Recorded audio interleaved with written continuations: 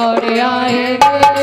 हो राधे राधे जप ले मनवा दुख मिट जाएंगे। राधे राधे सुनकर कान्हा दौड़े आएंगे। प्यारे राधा रमन तुम्हारे,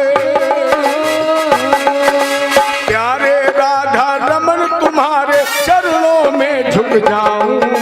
ब्रज की लता पता में मैं राधे राधे गाऊं। मैं श्यामा श्यामा गाऊं, मैं राधे राधे गाऊं। मैं श्यामा श्यामा गाऊं, मैं राधे राधे गाऊं। मैं राधे राधे गाऊं, मैं श्यामा श्यामा गाऊं। मेरा मन पंछी ये बोले,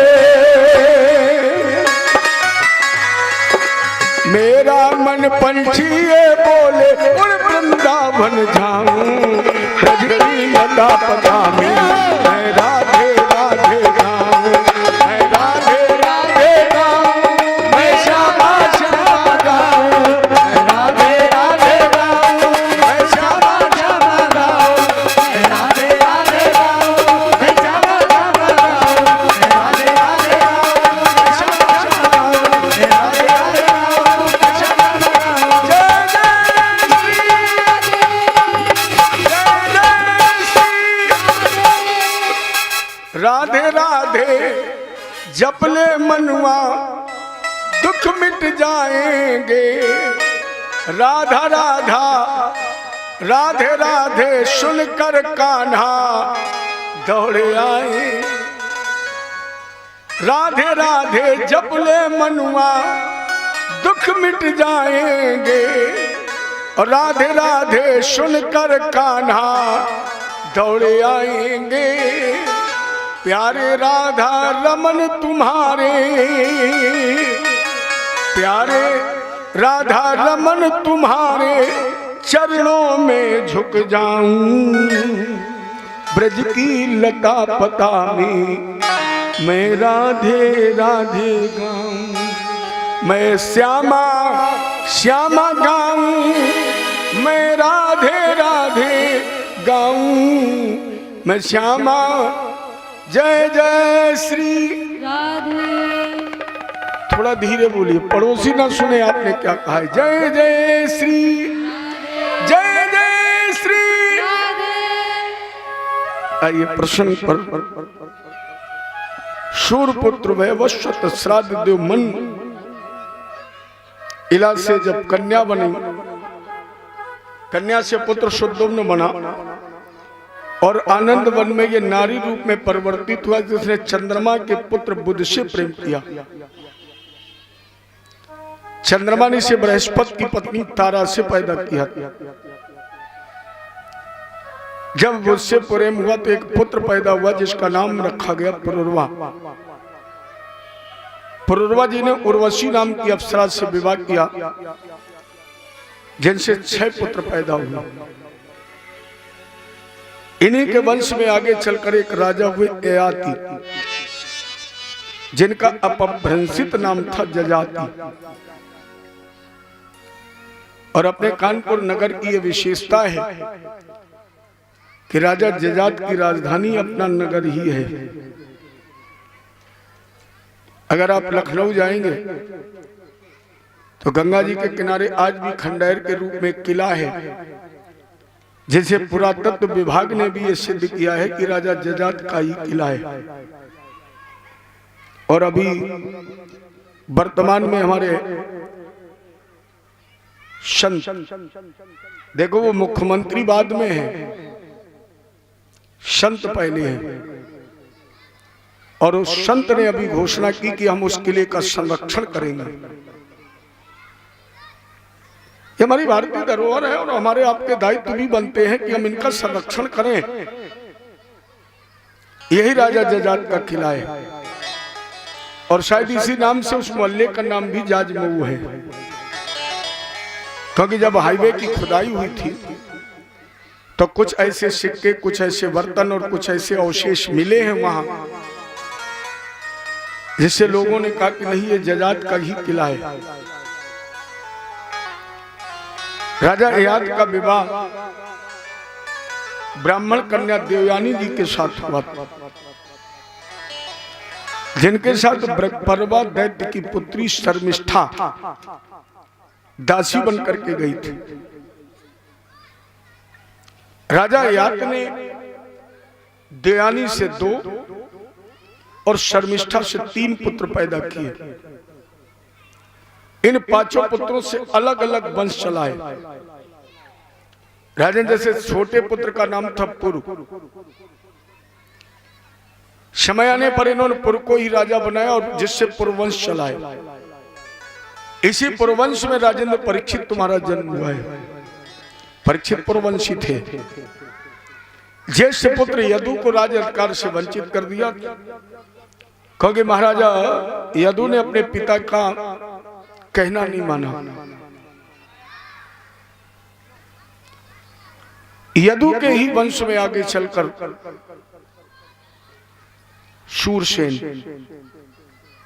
जिनकी पत्नी का नाम था मारिसा, जिनसे 10 पुत्र पैदा हुए। सबसे बड़े पुत्र का नाम था वसुदेव, जिनका एक नाम आनक दुंदुभी भी था, क्योंकि जिस दिन वसुदेव जी जन्मे उस समय देवताओं ने दुंदुभी बजाई थी। ये वसुदेव जी का नाम आनक दुंदुभी भी था। शूरसेन के 5 कन्याएं थी, जिसमें बड़ी का नाम था प्रथा, जो महाराजा पांडु के साथ ब्याही गई। वसुदेव जी के कई पत्नियां थी, जैसे रोहिणी, पौरवी, भद्रा, रोचना, इला। सबसे छोटी कन्या थी, पत्नी थी देवकी, जो कंस की चचेरी बहन देवक की बहन थी, देवक की पुत्री। कंस के अभिन्न मित्र थे वसुदेव जी, न चाहते हुए भी कंस के आग्रह पर इन्होंने देवकी जी के साथ विवाह किया, जिनसे 8 पुत्र पैदा हुए, 1 कन्या पैदा हुई। 8 पुत्रों में से 6 पुत्र कंस ने मार दिए। 7वां पुत्र पला तो देवकी के गर्भ में पैदा हुआ, रोहिणी के गर्भ से। 8वें में स्वयं भगवान का प्रकट हुआ और इन्होंने कंस को मार दिया। परीक्षित जी बोले, गुरु जी इतनी जल्दी? जिन्होंने मेरे मां के गर्भ में प्रवेश करके मेरी रक्षा की है, जिन्होंने मेरे बाबा माने पितामह अर्जुन का रथ हाँका है, जिन्होंने महाभारत में मेरे बाबा को विजय दिलाई, जिनके चरित्रों को श्रवण करने के लिए हम 4 दिन से बैठे हुए हैं, मेरे जीवन रक्षक, और उनकी कथा तुमने एक ही लाइन में बता दी कि 8वें गर्भ से आई, कंस को मार दिया। लेकिन इसमें भी मेरे मन में विचार उठा। आपने ये कहा कि देवकी के 7वां पुत्र वसुदेव जी की दूसरी पत्नी जो गोकुल में पल रही थी, रोहिणी जी, उनके गर्भ से पैदा हुआ। तो मन में एक विस्मय हो गया, देव क्या गर्भ संबंधा, क्या देवकी और रोहिणी के गर्भ से ही कोई संबंध था? कुतो देहांतरम बिना, बिना जन्म लिए, बगैर शरीर का त्याग किए। देखो, एक प्राकृतिक स्थिति सभी लोग जानते हैं, एक माँ के गर्भ में आने वाला बच्चा दूसरी माँ से तभी पैदा हो सकता है जब पहले से जन्म ले, शरीर त्याग करे तब दूसरी माँ से पैदा हो सकता है। और आपने कहा कि ये पले देवकी के गर्भ में और पैदा हुए रोहिणी के गर्भ से, तो क्या देवकी और रोहिणी के गर्भ से ही कोई संबंध था? अगर ऐसा नहीं था तो कुतो देहांतरम, बिना बगैर शरीर जन्म लिए, बगैर शरीर का त्याग किए, ऐसा कैसे हो गया? हमारा जी, अवतीर्ण दुर्वंशे भगवान भूत भावन, कृतवानियानि विश्वात्मा, तानिनो वद विस्तरात्। हमें यदुवंश श्रवण भगवान कृष्ण के जन्म की कथा विस्तार से सुनाए। राजेंद्र आक्रांता भूरभारेण